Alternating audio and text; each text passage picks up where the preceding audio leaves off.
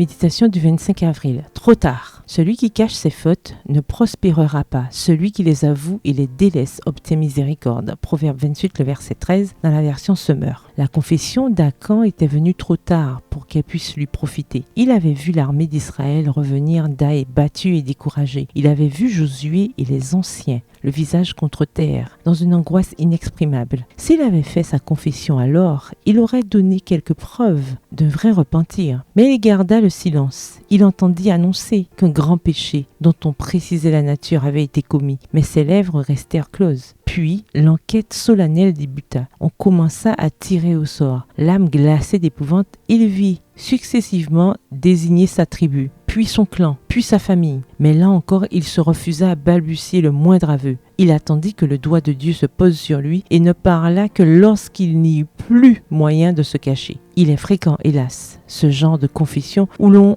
ne reconnaît sa faute qu'après son dévoilement à tous les regards. Qu'il est différent le repentir de celui qui avoue un péché connu seulement de lui-même et de Dieu. Akan n'aurait pas confessé sa faute s'il n'avait espéré éviter par là les conséquences de son vol.